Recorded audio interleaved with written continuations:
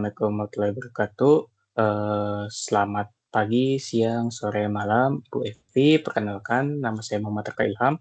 NIM saya 2024 31145 dari kelas Kecerdasan Buatan C. Di sini saya akan menjelaskan UAS saya dari soal nomor 1 sampai 3. Baik, bisa dimulai saja. Untuk yang pertama, itu soal nomor 1, kita diminta untuk mencari pakar.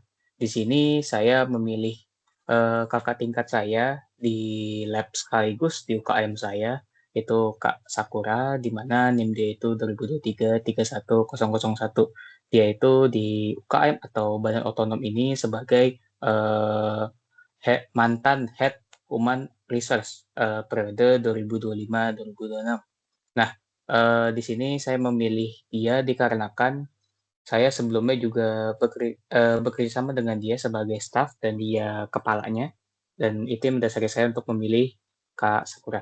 Nah, di sini saya juga memilih, bidang kepakaran atau materi intinya itu tentang surat peringatan atau SP 1 sampai 3 dan dropout atau DO, di mana itu mencangkup keseluruhan, SDM di TPL Media. Karena Human Research ini di TPL Media itu mendata, mengatur seluruh sumber daya manusia yang ada di ITPL Media. Nah, di sini saya juga telah membuat beberapa pertanyaan, total ada 13 yang mencakup kategori pelanggaran yang dari SP1 sampai SP3 dan DO di ITPL Media itu kategorinya gimana aja, aturan tertulis di SOP-nya itu udah pernah ada apa belum, apa ditentuin sendiri, terus misal seseorang ini udah kena SP1 itu dia bisa dihilangkan titel SP-nya itu berapa lama. Berikut juga SP2, SP3, dan juga DO, Kak. DO nggak mungkin ya, karena udah dikeluarkan. Jadi lanjut, faktor apa saja yang menentukan seseorang mendapatkan SP1 itu bagaimana, SP2 karena apa, SP3, dan juga DO. Nah, apakah pelanggaran yang sama bisa mendapatkan SP yang berbeda? Misalkan si A ini dia nggak pernah datang dan si B ini nggak pernah datang juga, apakah pelanggaran itu dibedain atau disamain? Karena beda orang, beda divisi itu apakah menentukan atau tidak? Dan juga eh, apakah ada seseorang atau anggota yang pernah naik banding atau SP-nya itu diringankan karena alasan tertentu? Jadi mungkin ada studi banding karena emang ada beberapa alasan, mungkin dianya emang ada alasan yang mendukung dia tidak bisa kena SP segala macam, itu karena itu saya pertanyakan. Dan juga kasus yang paling jelas yang berujung SP1 itu apa, kayak, dan juga kasus yang naik ke SP2, SP3 itu seperti apa, terus satu kasus yang bisa sampai DO itu karena apa, bisa dijelaskan lebih rinci oleh Kak Sakura. Terus juga soal nomor 10, adakah kasus yang mirip satu sama lain, tapi keputusan akhirnya beda? Nah, itu juga bakal dijelaskan di bagian C, juga bagian D. Nah, di saat ada kasus baru, apakah Kak Sakura membandingkan kasus-kasus lama sebelum memutuskan akhir dari seseorang tersebut itu mendapat SP berapa, atau bahkan sampai DO? Lanjut, itu keputusan dari kasus lama pernah dipakai ulang untuk kasus baru, jadi sebagai perbandingan. Apakah kasus si B ini bisa ditetapkan hasil akhirnya itu sebagai mirip dengan kasus A. Nah, lanjut, setelah kasus selesai ditangani, apakah kasus itu bisa dicatat atau didokumentasikan sebagai referensi kasus berikutnya. Nah, setelah melalui wawancara pakar, di sana juga saya udah membuat daftar knowledge-nya yang mencakup ID K1 sampai K5. Nah, di sini jika kasusnya itu dia tidak ikut rapat divisi, jenis pelanggarannya itu ketidakaktifan. Nah, riwayat SP-nya itu dia belum pernah ada, status alasan itu tidak ada alasan diberikan, jadi dia itu nggak ikut rapat divisi itu nggak dijelasin.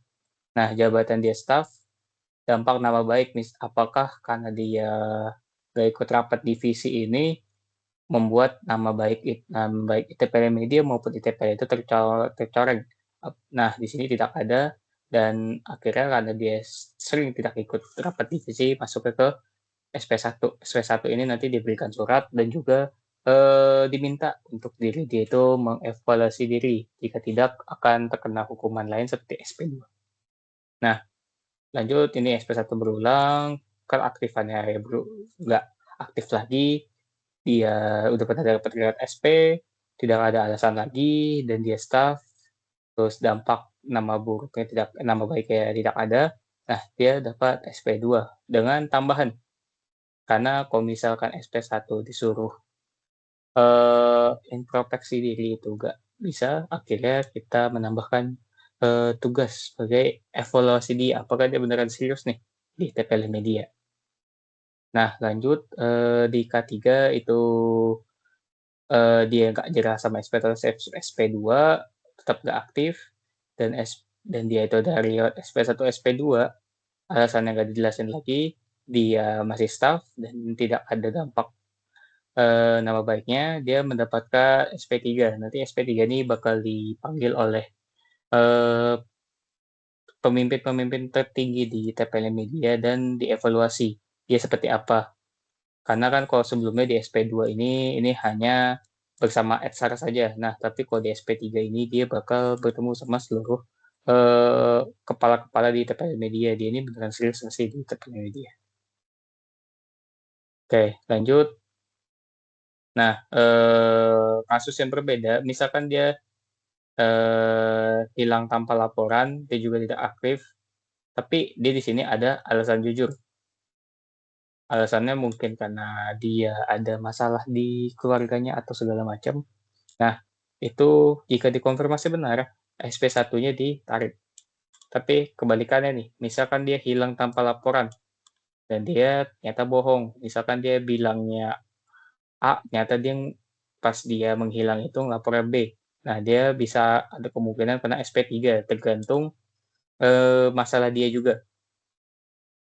Nah, misalkan di contoh lain, saya mengambil masalah-masalah yang biasa terjadi di kampus, seperti ada beberapa orang yang terkadang over overaktif bisa dibilang dan akhirnya malah berbuat kericuhan yang sampai membuat nama baik kampus itu rusak. Nah, di sini jika emang ada yang kayak begitu, itu masuk ke pelanggaran berat. Nah, jika dia itu staff, nama baiknya pasti ada lah. Berarti dia membuat nama baik kampus jelek. Nah, itu dia ada langsung dapat SP3 bahkan sampai DO. Nah, tapi bagaimana kalau misalkan, kepalanya sendiri yang bermasalah? Jika Kadif ini dipilih tapi dia nggak aktif, dia bakal kena SP1 dan juga tidak ada dan jika tidak ada alasan yang dia berikan, itu masuk SP1. Nah, dia itu ada sorry, jadi misalkan dia nggak aktif dan sudah pernah dapat SP1, nah, jika dia masuk Kadif dan Wakadif ini mendapatkan SP2, dia ini langsung diturunin dari jabatan dia. Nah, bobot atribut untuk similarity matching ditentukan berdasarkan seberapa besar pengaruh tiap atribut terhadap keputusan akhir, sesuai pola yang terlihat dalam test base. Nah, di sini saya telah membuat beberapa bobot untuk perhitungan ke depannya jika ada masalah-masalah yang mirip-mirip seperti ini. Jika alasannya ada, itu bobotnya 0,30. Perbedaan utamanya antara K4A, SP1 dihapus melawan K4B. Nah, itu SP3 dampaknya paling besar terhadap keputusan. Jenis pelanggaran itu bobotnya 0,30, membedakan pelanggaran ringan, ketidakaktifan melawan berat pencemaran nama baik. Atau sebagai contohnya itu di bagian K5. Nah, riwayat SP sebelumnya itu memasuki bobot 0,20, menentukan level eksplorasi, apakah satu lebih besar dari 2, apa 2 lebih besar dari K3. Nah, lanjut di dampak nama baik itu masuk ke 0,15, memicu bypass eskalasi normal K5. Nah, di sini kalau K5 itu dia masuk ke SP3 atau DO. Nah, jabatan seperti yang di K6 itu tidak Rubah level SP, itu sendiri akan menambah konsekuensi penurunan jabatan. Nah, dari semua ini itu masuk ke threshold keputusan, di mana similarity lebih besar dari 0,70, solusi kasus lama bisa langsung di reuse dengan penyesuaian minor. Misalkan ada, seperti tadi saya telah bilang, misalkan ada kasus B yang mirip dengan kasus sebelumnya, kasus A, itu bisa dibandingkan dan juga eh, hasil akhirnya itu bisa mirip-mirip dengan penyesuaian. Pasti walaupun kasusnya mirip, pasti ada perbedaan. Nah, kalau similarity 0,40 sampai 0,69 itu perlu direvisi signifikan. Solusi lama hanya jadi acuan atau referensi, tapi bukan solusi final. Jadi jika kasusnya itu mirip dari 40% sampai 69% itu bisa dijadikan referensi, tetapi nggak bisa jadi acuan karena dia mirip-mirip doang nih, tapi nggak yang benar-benar 170% ke atas mirip. Jadinya paling bisa diizin acuan aja, tapi hasil akhirnya kemungkinan besar berbeda. Nah, kalau kemiripannya itu di bawah 40% atau 0,40 itu kasus dianggap kasus baru dan perlu keputusan manual dari XR tanpa acuan ke space. Nah, ini nanti bisa jadi bahasanya itu bisa jadi K7. Jadi misalkan ada kasus baru yang belum pernah ada terjadi, itu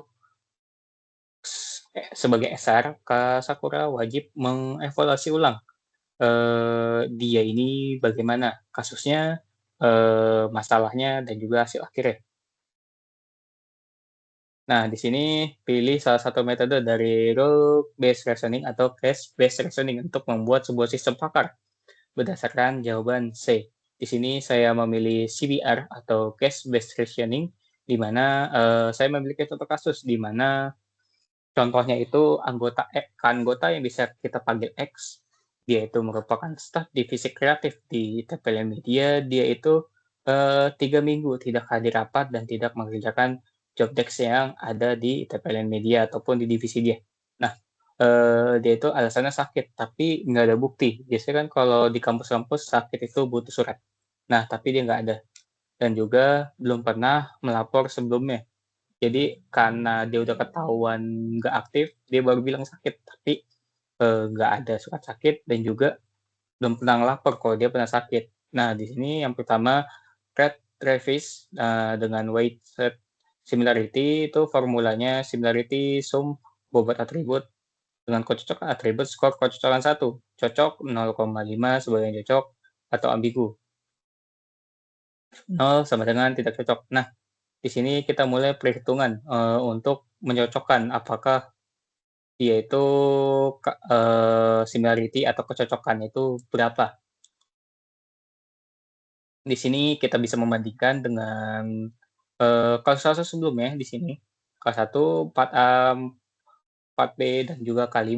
Jenis pelanggaran itu dihitungnya 0,3 dan status alasan 0,3, riwayat SP-nya apa pernah ada, itu jika ada bakal dikaliin. Jika oh ya, mungkin dari awal saja. Jadi jika pelanggarannya itu 0,3 bakal dikaliin 0,3. Nah, jika K5 itu dia langsung kan mencemarkan nama baik kampus. Nah, hasilnya itu bakal 0,25. Itu belum pernah ada dan juga ada masalah. Terus ya perhitungan dari awal sampai akhir dan juga hasil totalnya keluar. Oke, mungkin sebagai penjelasan hasil K4A dan K4B sama-sama menduduki rekor tertinggi 0,80 di atas threshold 0,70 sehingga solusi bisa-bisa sama di-reuse atau digunakan kembali dengan penyesuaian minor. Penggunaan kembali atau reuse itu karena skor di atas 70%. Pola kasus K4A atau K4B bisa dipakai sebagai acuan keputusan, bergantung pada hasil verifikasi alasan, bukan divonis langsung. Jadi kita harus tahu dulu nih alasan dia gimana, jangan asal menentukan dia ini, SP3 lah. Nggak, harus dicek berkala alasannya kenapa dan lain-lain. Nah, ketiga revis, kasus baru berada di posisi ambigu. Alasan belum terverifikasi maupun terbukti palsu. Beda dengan K4A yang sudah pasti jujur dan K4B sudah pasti berbohong. Nah, solusi direvisi menjadi keputusan bersyarat. Nah, seperti yang tadi telah dijelaskan, itu SP1 bisa ditarik jika alasannya itu benar dan dia jujur. Nah, anggota diminta untuk memberikan bukti yang konkret atau yang mendukung. Surat sakit kah atau surat dia pergi jika dia emang alasannya pergi, dan juga bukti valid. Ikuti pola K4A jika emang SP-nya dicabut dan syarat ada penugasan yang emang. Nah, jika tidak ada terbukti dan buktinya itu palsu, itu bakal masuk ke K4B. Nah, dia itu bakal ada SP3. 4, retain. Setelah kasus selesai, hasil evaluasi diverifikasi. Kasus ini dicatat ke Cashbase Excel sebagai K7. Alasan tidak aktif, tapi statusnya itu belum bisa diverifikasi. Jadi dia masuk ke kasus baru. Nah, saat pelaporan awal memperkaya Cashbase untuk kasus ambigu serupa di masa depan. Jadi dengan menggunakan memasukkan data di Excel itu bisa membuat di masa depan jika ada kasus-kasus mirip itu nggak perlu buat perhitungan baru. Kita bisa mendasari dengan kasus-kasus lama yang mirip dan memudahkan SR dalam menindak. Nah, mungkin sekian dari soal nomor 1, lanjut ke soal nomor 2. Soal nomor 2, tersedia sebuah lengan robot 4 buah balok tanpa nama di atas meja. Di sini saya sendiri diminta untuk menamai 4 buah balok tersebut dan menaruhnya dari awal posisi balok sampai ke mereka berurut sesuai keinginan saya. Metodenya itu ada 2, goal shock planning atau constraint posting yang buat turutkan dengan proses lengan robot melakukan perubahan posisi balok dari awal kondisi menuju kondisi akhir. Nah, di sini saya memilih goal state planning. Di sini kondisi awalnya itu B di bawah A dan D di bawah C. On table A, on BA, on table C, on DC. Nah, goalnya itu A berada di puncak dan di bawahnya itu D.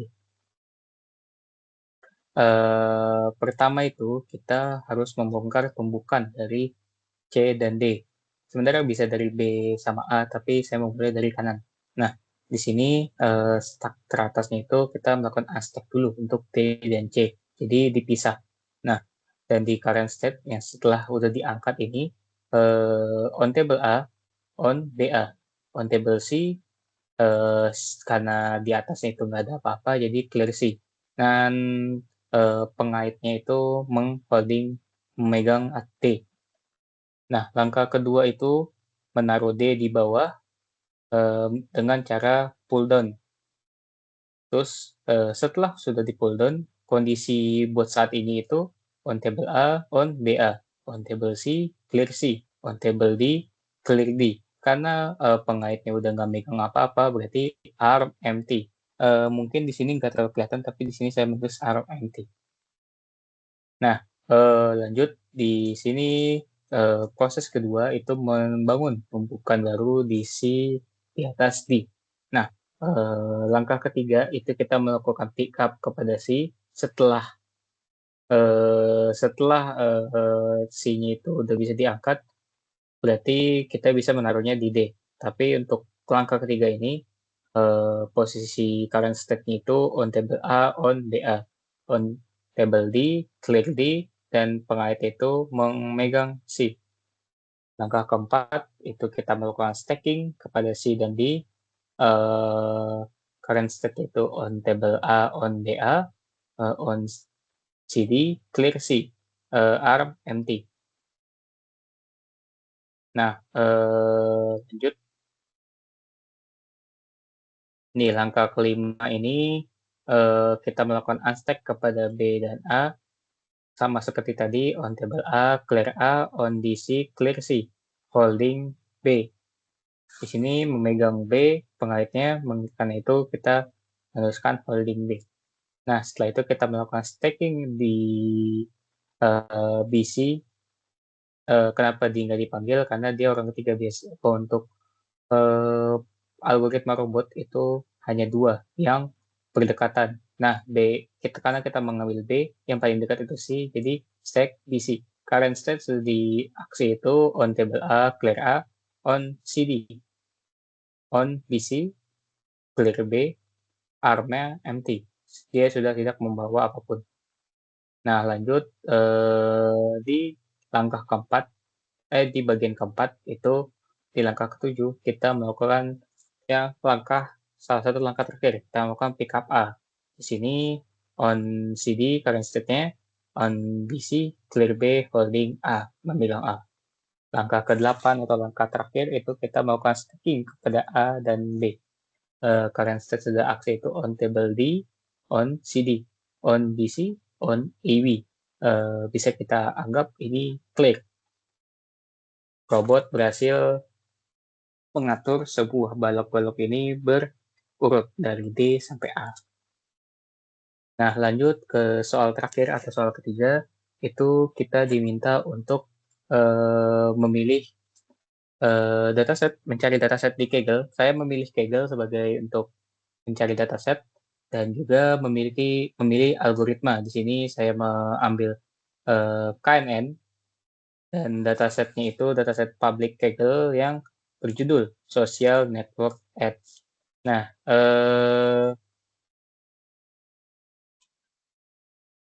di sini pada data Kaggle itu dia berisi banyak data dengan total itu 233.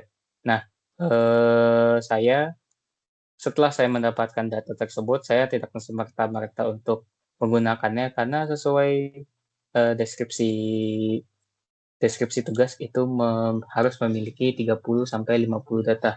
Dan akhirnya pada editor Excel itu saya mengambil data paling awal sampai ke 30 dan sisanya itu saya hapus.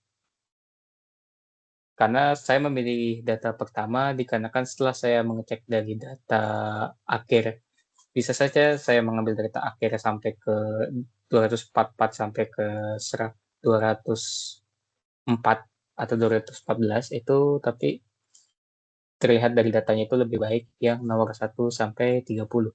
Nah, mungkin lanjut di sini fiturnya itu ada fitur Edge dan Estimated Salary dengan serta data label sudah dibeli atau belum.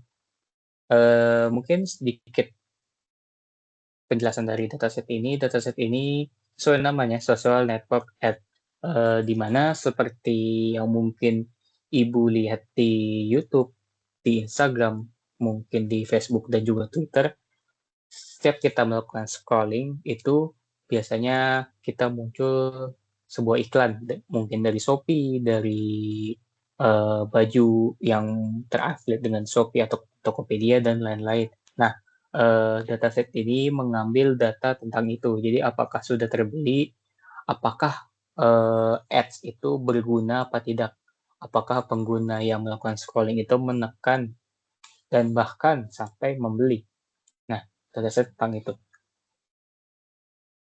Nah, lanjut, KNN ini dibilang bisa sangat bagus untuk menghitung salary ini. Mungkin saya langsung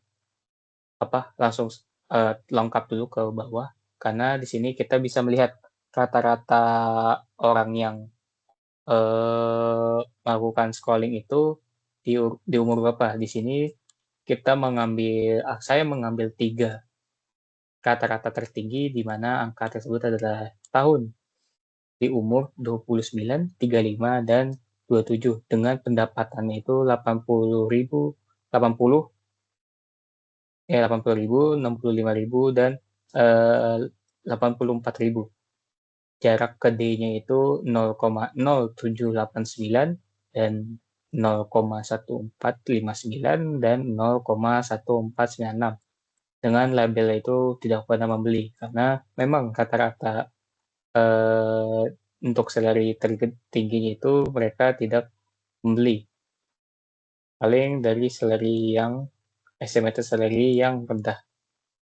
Nah, mungkin lanjut pada awal setelah saya mendapatkan datasetnya, saya lanjut membuat studi kasus di mana, memprediksi apakah seseorang pengguna akan membeli produk, membeli atau tidak berdasarkan 2 fitur yaitu, umur dan juga estimasi pendapatan.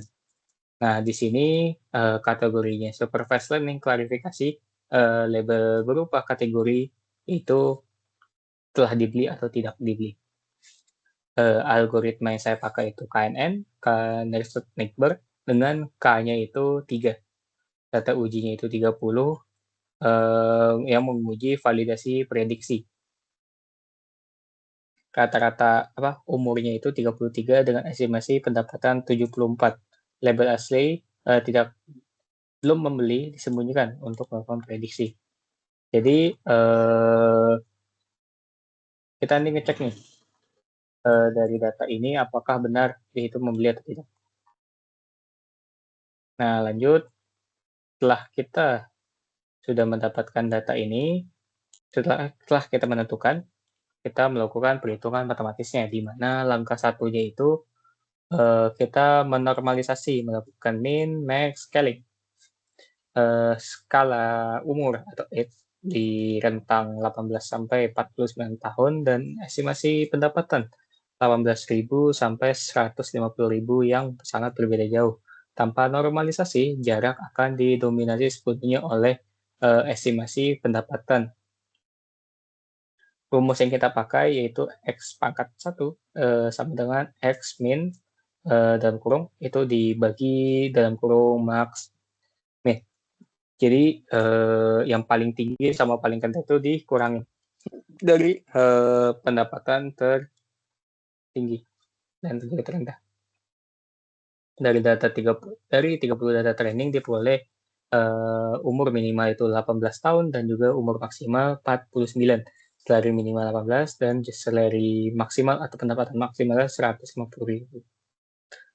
Data uji setelah normalisasi itu umur umur perbandingan itu 31 sampai 18 dibagi 49 dikurang 18 sama dengan 13 dibagi 31 yang menghasilkan 0,4194. Salary atau pendapatan rata-ratanya itu dijumlahkan 74.000 dikurang 18.000 dibagi 150.000 dikurang 18.000 yang menghasilkan 56.000. Hasil dari sini dibagi 132.000 yang menghasilkan 0,4242. Nah, lanjut di sini menghitung jarak Euclidean setiap data training dinormalisasi dengan rumus yang sama, lalu dihitung jaraknya ke data uji. D akar dalam kurung X uji X petik I pangkat 2 ditambah salary I uji pangkat 2.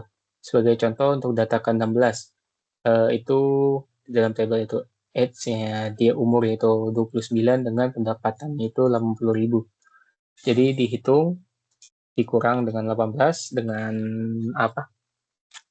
umur terendah, terus juga salary itu dikurangi dengan yang terendah dibagi hasil pengurangan di sini.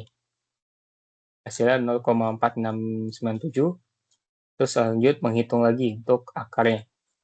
Dengan hasil terakhir itu 0,079. Perhitungan yang sama dilakukan untuk 30 data training. Jadi dihitung terus-menerus dengan data yang sama dan akhirnya seperti ini. Langkah urutkan jarak dan ambil K3 yang terdekat. Jadi 3 terdekat itu didominasi oleh peringkat 1 itu umur 29, peringkat 2 35, dan umur 27 di peringkat 3. Dengan salary yang bermacam-macam, jarak bermacam-macam. Tapi dia apakah membeli? Tidak. Nah, langkah keempat, voting mayoritas, di mana dengan 3 tetangga terdekat dari 3 berlabel tidak membeli, prediksinya itu dia tidak membeli. Berarti KNN berhasil memprediksi. Validasi label asli dari data uji dan dark process prediksi manual ini sesuai dengan data aktual, membuktikan bahwa perhitungan valid.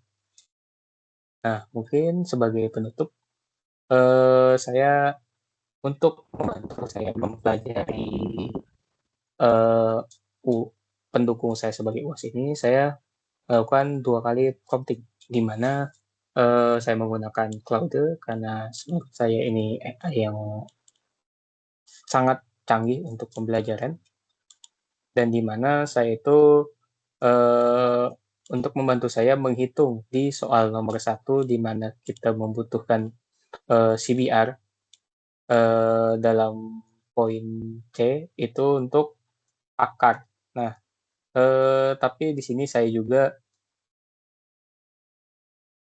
tidak menyebutkan nama seseorangnya karena itu data pribadi yang saya hanya merincikan dia seperti apa dan juga tugasnya seperti apa, dan dijelaskan. Saya tidak semata-mata meminta jawaban hasil akhirnya, tapi saya mempelajari dulu dan juga saya menghitung apakah ini benar atau tidak, dan juga saya mengkaji lagi apakah ini sudah benar dengan real case yang di ITPL medianya, dan juga berdasarkan kasus yang saya juga bertanya apakah hasil akhir yang nomor 1 ini saya sudah benar atau belum.